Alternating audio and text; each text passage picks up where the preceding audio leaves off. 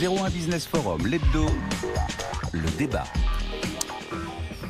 Notre débat aujourd'hui, on va parler de réseau social d'entreprise. Est-ce qu'il peut être un levier pour la transformation digitale des entreprises? On va en parler avec nos experts témoins. Ils sont là avec nous. Frédéric Fougera, qui est directeur de la communication et du marketing chez Foncia. Bonjour. Bonjour. Frédéric, merci d'être avec nous. Pascal Tradori, qui est secrétaire général du GIE Affaires du groupe Aviva. Bonjour. Bonjour. Pascal, merci d'être avec nous. Et Philippe Pinault, cofondateur de Talkspirit. Bonjour Philippe. Bonjour. Talkspirit, c'est une société, une plateforme logicielle justement qui permet toute cette communication en 2 mots. Oui, une plateforme digitale qui est le support de ces nouvelles expériences de travail et qui réunit en fait le réseau social d'entreprise, le chat, la visioconférence, tous les outils nécessaires au quotidien pour travailler différemment. Voilà, de façon plus et vous avez collaborative. réussi à trouver un peu tout ce qui ne fonctionnait pas dans la... Enfin, vous avez essayé d'enlever tout ce qui ne fonctionnait pas et de vous concentrer sur ce qui fonctionne. Sur Et a priori, ça l'essentiel. marche parce qu'il y a pas mal Exactement. de clients. Aujourd'hui, qui sont vos principaux clients aujourd'hui? Eh bien écoutez, voilà nos Oui, on en témoins a aujourd'hui, deux ici. mais aussi 500 autres grandes entreprises, PME, en France comme à l'international,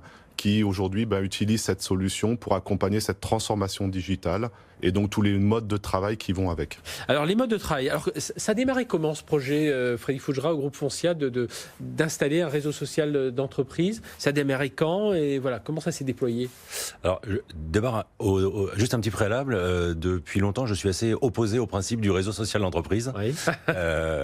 Pour la simple raison, alors ceux qui me connaissent et qui connaissent mon engagement sur les réseaux vont se dire il est ma boule, qu'est-ce qu'il raconte? Mais en fait, pour moi, c'était le risque de un réseau de plus. Oui, et on est ça. déjà. C'était l'une de mes questions après. Est-ce que les gens ne se sont pas dit encore un outil de plus? Mais comme je connais pas les questions, du coup, Voilà, je réponds voilà. à la deuxième. Mais voilà, un réseau de plus, et on est déjà très engagé, on est déjà très sollicité. Donc pourquoi un réseau de plus? Et encore une fois, pourquoi est-ce qu'on raisonnerait par l'outil et non pas par le besoin ou le contenu?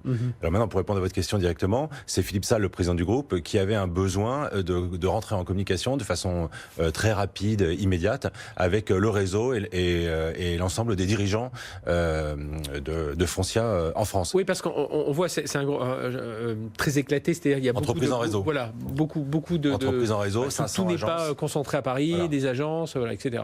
Donc pour communiquer, on a comme tout le monde, on a le mail, on a le téléphone, on a des messageries comme WhatsApp. Ça fait beaucoup de choses, Oui. pas de coordination et vraiment un besoin d'être coordonné, un besoin d'être sur le mobile et de sortir du PC.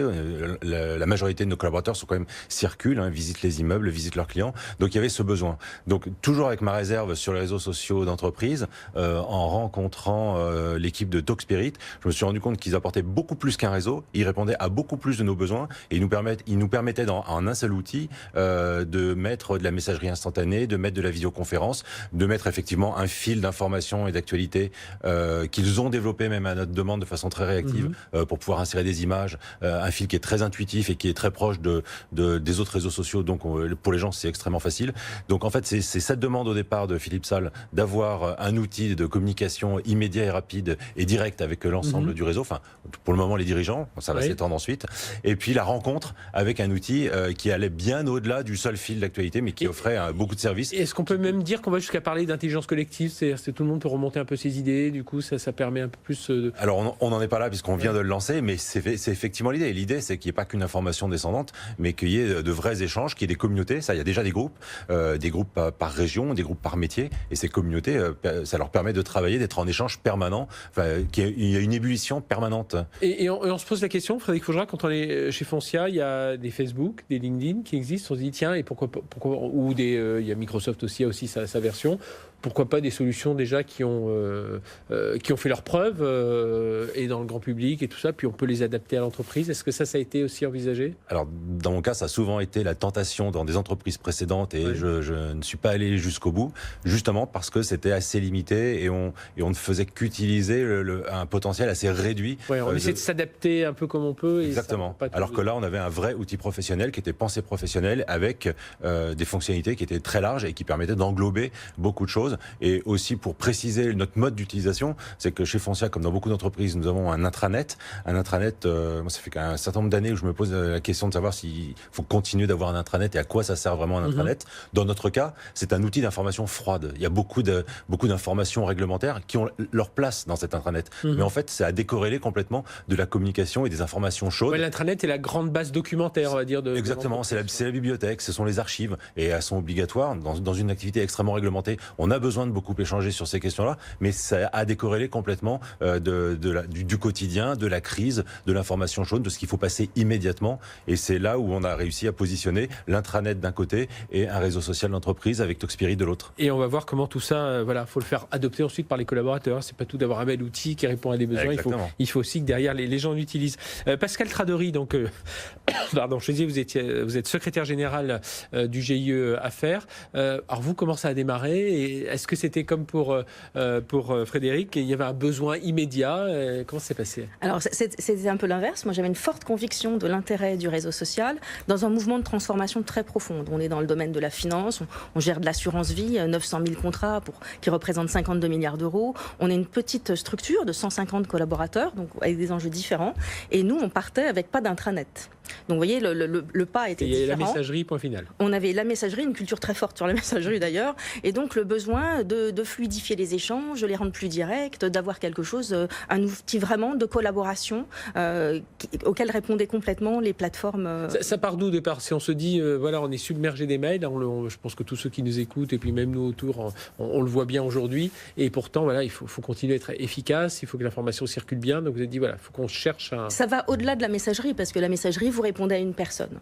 L'intérêt d'une plateforme comme ça, c'est que vous partagez l'information. Nous, on est en fort développement, on a des recrutements importants à faire, on en a fait pour 20% du nombre de collaborateurs l'année dernière, on recommence cette année. Donc c'est un levier très puissant d'intégration, puisque en fait l'information elle reste disponible. Vous avez les documentations, les parcours d'intégration, donc c'est un levier très puissant pour l'intégration de nouveaux collaborateurs, qui d'ailleurs pour les jeunes attendent beaucoup ça, parce qu'il y a quand même un aspect générationnel dans l'utilisation du réseau social. Donc ça va bien au-delà de la messagerie. La messagerie, c'est globalement le flux d'échanges individuels et extérieurs. Le réseau social, c'est la vie, c'est tout. On innerve l'entreprise et on échange et on donne le pouvoir aux collaborateurs. Et vous en êtes où aujourd'hui du déploiement, Alors ça a démarré le 1er février, donc c'est tout récent. On a fait une expérimentation sur d'autres plateformes connues et puis tranquillement on est arrivé au choix de Talkspirit parce que c'est une plateforme qui est quand même très simple et ça nous correspondait bien, qui est très intuitive et qui nous permettait un développement sur du chat, sur des bots à deux mains, avec des aspects conversationnels qui répondent bien à nos besoins. Ça c'est un côté, j'imagine, pour tous les deux, un côté important, le côté simple, intuitif, parce qu'on s'y habitue. Aujourd'hui, si on nous donnait un manuel avec notre smartphone, on ne l'utiliserait plus depuis longtemps. Et j'imagine que c'est ça aussi pour tous les deux, Frédéric. Oui, exactement. Il fallait que que la prise en main soit facile et immédiate et qu'il n'y ait pas plusieurs heures de formation pour chacun. Sinon, c'était perdu d'avance. Ouais. Et chez vous mais c'est évident, c'est le nerf de la guerre. Pour l'appropriation, si c'est pas simple, alors, on a fait des tests sur des choses qui étaient d'ailleurs plus compliquées, mais plus connues aussi pour des aspects privés. Quelle était votre crainte au départ quand vous dites de lancer un tel outil? Ça va être l'adhésion, c'est de dire oh là, on a trop d'idées, comment c'est la conjugaison avec la messagerie, comment est-ce qu'on gère d'une part la messagerie, et puis la première approche des collaborateurs, c'est quand même l'assimilation au réseau public, donc le côté convivial, la proximité, etc., mais qui n'est pas du tout contre-productive. Au contraire, cette convivialité, cette proximité, aujourd'hui, on essaye de mettre le collaborateur, l'individu, l'humain au centre de nos actions. On est dans une démarche agile, et ça sert complètement cette approche-là, qui donne de la collaboration, parce que le but, c'est de faire vite et bien. On est dans un monde qui bouge trop vite, on doit s'adapter à ça, et ce moteur-là est un levier très puissant pour donner le pouvoir aux collaborateurs. Alors chez Foncia, ça venait de tout en haut. C'est le PDG qui voulait un outil de communication. Chez vous, c'était le soutien de ce Oui, c'est nécessaire. Et d'un autre côté, c'est porté par la direction générale, sinon c'est très compliqué à implémenter. Et d'un autre côté, en termes de déploiement, on a fait un accompagnement pas à pas, puisqu'on a embarqué les managers, puis on a fait des ambassadeurs. Et donc ça, c'était très précieux, parce que rien qu'avec les ambassadeurs, on a révélé déjà des talents, des centres d'intérêt nouveaux, etc., qui sont allés accompagner les autres collaborateurs ensuite avec un moment convivial. On l'a lancé, tout le monde est venu avec son portable et puis on a fait une connexion collective, une séance d'activation connective. On s'est retrouvé à J+3 du lancement à 99% d'activation. Voilà. Philippe Pinault, donc cofondateur de Talkspirit, donc plébiscite avec vos utilisateurs, vos clients. Aujourd'hui, comment on réussit à convaincre les entreprises en arrivant justement avec cette idée? Attendez, on n'est pas un outil de plus, on ne va pas vous en rajouter. Vous avez déjà de la messagerie, de l'intranet avec de l'intranet plus ou moins collaboratif. Vous avez peut-être déjà mis en place, parce qu'on le sait, beaucoup d'entreprises, des RSE, on pourrait revenir 4, 5, 6 ans en arrière. Certains ont connu des échecs un peu cuisants. Les RSE ont beaucoup évolué en 10 ans, d'un lieu de cohésion, de bavardage, un petit peu éloigné finalement du travail au quotidien. Ce sont devenus de véritables plateformes de travail collaboratifs qui servent finalement les enjeux de gestion de projet, de circulation de l'information, de communication, comme l'ont rappelé donc nos invités. Et donc effectivement, bien sûr, c'est un outil de plus, il faut quand même le dire, mais qui vient prendre des usages et des flux d'informations qui existaient sur d'autres outils qui amènent des limites pour pouvoir travailler mieux ensemble. Et c'est ça en fait aujourd'hui l'évolution du réseau social d'entreprise, c'est de devenir une plateforme assez complète en réunissant toutes les fonctions qui sont essentielles, pas le superflu. Dans tous les logiciels que vous avez aujourd'hui, il y a beaucoup de fonctionnalités que vous n'utilisez pas. Prenez votre messagerie, prenez l'intranet, prenez vous n'utilisez que quelques pourcents, je dirais, de ces périmètres-là. Ces quelques pourcents, on va venir les réunir dans une plateforme complète, sécurisée, hébergée en France, pour amener finalement une nouvelle expérience de travail. Je pense que c'est ça qui est important, c'est cette expérience de travail que nous fournissons à nos utilisateurs, parce que les utilisateurs, ils s'en fichent des fonctionnalités. C'est est-ce que c'est facile? Est-ce que ça répond à mes besoins? Est-ce que ça me permet de répondre plus rapidement à ce que j'ai à faire au quotidien? Et si vous cochez ces cases-là, bien finalement, c'est réussi. Parce que c'est ça la difficulté, j'imagine, c'est qu'on voit les besoins sont assez divers. Chez Foncia, ça part du PDG qui veut envoyer une information vers ses collaborateurs pour être plus rapide et pas les noyer. Ils sont déjà noyés sur les mails. Et finalement, ça débouche sur autre chose. Pour les GUE, c'est plus de communication, plus de collaboration. Enfin, voilà, les points d'entrée peuvent changer, mais finalement, la demande, elle est globalement la même. Le besoin est le même, c'est être plus agile, être plus réactif, s'adapter plus vite en continu à un environnement qui est extrêmement complexe, qui bouge à toute vitesse, et s'appuyer finalement sur toutes les forces vives, les talents de l'organisation pour pouvoir résoudre plus rapidement ces différentes situations. Qu'est-ce que vous voyez comme obstacles principaux lorsque vous arrivez, le premier conseil que vous pouvez donner, ou que vous voyez donner à des futurs clients? Il y a déjà un obstacle dans la compréhension de ce que sont ces outils et de ce qu'ils permettent de faire par rapport à d'autres outils qui ont été mis en place sur d'autres époques, sur d'autres modes de travail et qui ne sont plus adaptés aujourd'hui à ce qui me semble être nécessaire pour pouvoir évoluer dans ce monde complexe. Donc convaincre sur la vision, sur, vous le disiez très bien, sur le côté, on déplace des flux qui étaient auparavant échangés dans des boîtes privées, confidentielles par défaut. On redonne ensuite la propriété du contenu à l'organisation en déplaçant ces flux sur une plateforme qui va permettre de capitaliser, de pouvoir construire en continu. Donc il y a ensuite toute la partie ligne managériale qu'il faut aussi amener dans ces projets-là, parce qu'elle est un relais essentiel et indispensable pour pouvoir... il faut trouver le juste équilibre pour pas avoir cet appui, mais que ça ne devienne pas l'obligation. Alors justement, comment ça s'est passé chez vous? Tiens, je vais démarrer avec vous, Pascal Tradori. Pour que les gens... la crainte que les gens aillent se perdre, on le voit tous, on va dire sur des réseaux sociaux. Allez, on va le nommer Facebook, mais dans un monde grand public. Il y a des gens qui peuvent passer des heures dessus juste à regarder, à sillonner. Donc se dire déjà, allez, on le laisse suffisamment ouvert pour que les gens aillent dessus et commencent à se l'approprier, même si c'est pas complètement lié à 100% avec leur business. Et puis, de l'autre côté, un peu les forcer à y aller, parce que vous ne l'avez pas installé pour rien, cet outil. Bon, alors, l'appropriation, elle est quand même assez facile pour une part de la population. Donc, on se retrouve avec des nouveaux entrants qui ont plus d'informations que les anciens. Donc, ça tire aussi tout le monde sur ces plateformes. Et après, il y a le rôle du manager, qui change dans le temps aujourd'hui. Et donc ce type d'outil l'aide aussi à se positionner différemment, parce que là il va les accompagner, c'est à lui de les orienter aussi sur les plateformes, et puis ils y vont s'ils ont de l'information intéressante. Or la plateforme, elle vous permet d'avoir de l'information fiable, puisque c'est la plus à jour.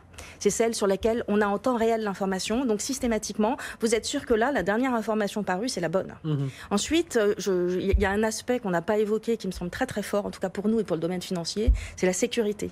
Tant pour la protection des données, donc ça tout le monde est sensible à ce point-là aujourd'hui, qui est particulièrement quand même pressant pour nous, mais sur le fait que dans le temps on ait accès aux informations qu'on a mis à disposition, donc que ce soit sur des aspects de sondage, de projet, d'archivage, tout est disponible tout le temps. Et il y a des fonctionnalités qu'on n'avait pas, on a des checklists où en fait on dit au collaborateur, bon ben voilà, aujourd'hui ou cette semaine on a ça, ça et ça, puis au fil de l'eau ils viennent nous dire bon ben ça c'est fait, ça c'est bon, on n'a pas besoin d'interroger, d'échanger, etc. Ça se fait facilement. On a tout ce qui est sondage aussi, c'est quand même très facile de dire tiens j'organise un atelier, qui est intéressé, donc ça lève les centres d'intérêt des gens, les talents des collaborateurs, et en même temps ça nous fait aller beaucoup plus vite. Donc en termes de réactivité, c'est quand même très très efficace. Donc il faut laisser de la liberté, déjà ça c'est le premier conseil, et puis il faut Voilà, Il faut laisser le temps de l'appropriation. Et avoir quelqu'un qui oriente quand même vers cette utilisation. Oui.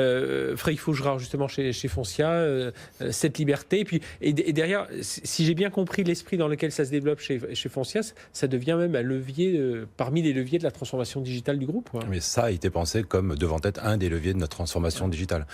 Pour ce qui concerne les craintes, il n'y avait pas de crainte de se perdre ou d'aller au-delà du professionnel, puisqu'on est dans un réseau fermé. Chacun s'exprimant, partageant donc sa parole avec tout le monde. Donc il n'y avait aucune crainte à ce niveau-là. Puis ça concerne des gens qui sont très responsables, donc il n'y avait aucune crainte. La vraie crainte, c'était plutôt est-ce que les gens allaient adhérer, est-ce qu'ils allaient s'y mettre, et comment les engager à utiliser ce réseau et en faire un outil du quotidien. Donc là, on n'est pas allé par le nudge, on n'est pas allé par le ludique, ni par l'intuition, on est allé par la contrainte. Ouais. Mais une contrainte sympa, c'est-à-dire que nous avons décidé de le lancer à l'occasion du lancement d'un séminaire, de l'organisation d'un séminaire, et 100% des informations sont passées par Talkspirit. Donc pour participer à ce séminaire, pour réserver son vol, pour réserver ses activités, il fallait et donc du coup 100% de la cible concernée y est allé, et du coup se l'est immédiatement approprié. Et chaque jour du séminaire, les informations, les mises à jour, tout passait par le site. Donc là, succès total, mais par une contrainte, même si elle était sympa. Et avec des utilisateurs, il faut avoir quelques repères. Pascal Tradoni nous disait, voilà, on a eu des utilisateurs pilotes ou des managers qui accompagnaient. Ça, c'est un côté important aussi, c'est d'avoir toujours qu'on ait un repère pour se dire je suis un peu perdu ou est-ce que... Alors, en l'occurrence, les collaborateurs de Foncia, ce sont des gens qui sont plutôt connectés, donc il y avait beaucoup d'intuition et beaucoup de facilité, beaucoup d'évidence à aller utiliser l'outil. Il est vrai qu'il y a quelques collaborateurs qui ont été mis à disposition pour répondre à des besoins ici ou là, mais après le test qui a été fait avec des gens qui étaient plus ou moins habiles sur le sujet, en fait, les choses se sont faites de façon extrêmement facile parce que l'outil était très intuitif et c'était une des raisons pour lesquelles on l'a choisi. Oui, c'est ça, hein, le côté intuitif. Quand je disais tout à l'heure en introduction, Philippe Pinault de Talkspirit, que vous aviez un peu élagué, enfin vous aviez réussi à nettoyer un peu tous les défauts des autres outils de réseaux sociaux, c'est un peu ça, c'est la première chose, simplicité. C'est la clé dans l'adoption et dans l'adhésion sur des nouveaux usages. Lorsqu'on regarde les applications avec lesquelles on est tous les jours dans notre vie personnelle, ce sont des applications extrêmement simples. Et donc c'est le challenge pour nous, éditeurs, d'arriver à ce même niveau finalement d'expérience utilisateur et d'amener les fonctions utiles mais sans surcharger. Et donc c'est ce que nous avons, je pense, réussi sur Talkspirit. Et puis PC, mobile. PC, mobile, bien évidemment. Et dans un environnement sécurisé, je pense que ça, c'est un élément très important. Et en ce qui nous concerne, donc hébergé en France. Oui. Environnement sécurisé, ça permet aussi, Pascal Tradoni, vous le disiez tout à l'heure, vous êtes dans cet univers financier, mais c'est vrai que le mail, parfois, on se voit, on a appuyé trop vite et on a envoyé un mail que l'on n'aurait pas dû. Là, on sait que ça reste dans la communauté. Donc, oui, et c'est surtout le mail, c'est une personne. Ouais. Vous touchez une personne ou un nombre précis de personnes, l'information est perdue. Le nouveau entrant, l'équipe s'agrandit, il n'a pas l'information et elle n'est pas disponible. Parce que là, il y a l'accessibilité à l'information qui est quand même très précieuse. Et puis il y a l'interaction, la collaboration avec la gestion des projets. Ça va au-delà juste de l'échange pur d'informations. Dites, mais comment on a fait avant? Il y a un peu de ça, mais en tout cas, la trajectoire, nous, on est au début, puisque ça a démarré le 1er février. On a beaucoup de choses à faire, mais en tout cas, ça donne vraiment le pouvoir, ça rend les gens actifs, un peu comme sur Internet. Aujourd'hui, vous avez des influenceurs, vous avez des blogueurs. Bon, l'Internet, au départ, c'était pas comme ça. Sur les réseaux sociaux aujourd'hui, dans l'entreprise, on a besoin que les gens prennent le pouvoir et que les collaborateurs puissent agir à leur degré. Donc, je reprends le point sur la responsabilité. Ça implique de l'autonomie et de la responsabilité, et c'est le chemin qu'il faut prendre pour... Et avec les instances au sein de l'entreprise, les syndicats et tout ça, parce qu'à une époque, on voyait des syndicats qui craignaient d'être un peu bypassés. Je dis les syndicats, mais ça peut être d'autres organismes ou d'autres managers au sein de l'entreprise. Là, aujourd'hui, c'est assez accepté? Nous n'avons pas eu de difficultés sur ce point-là. Ils sont même plutôt ouverts et ils ont envie, sachant que le monde, quand même, est compliqué partout, et dans la vie privée, et dans la vie... Donc, en fait, ils trouvent ça normal, quelque part, d'aller sur ce type de plateforme. Alors, c'est pas toujours facile, pour certaines générations, de s'ouvrir à ça. Voilà, donc ça peut nous prendre du temps pour les gens qui sont là depuis longtemps, mais... Frédéric? Aucun problème à ce niveau-là, il n'y a pas de crainte particulière, et nous avons la chance de travailler avec des syndicats qui sont très collaboratifs, très participatifs. Donc, oui, qui finalement ils voient leur intérêt aussi. Donc ils n'ont vu aucune raison de bloquer ce genre ou de mettre des réserves sur ce genre de système de communication. Donc j'allais vous poser la dernière question, l'étape d'après, mais l'étape d'après c'est déjà de déployer beaucoup plus massivement. L'étape d'après c'est probablement passer de 100 à 2000. Voilà. On va faire par cercle.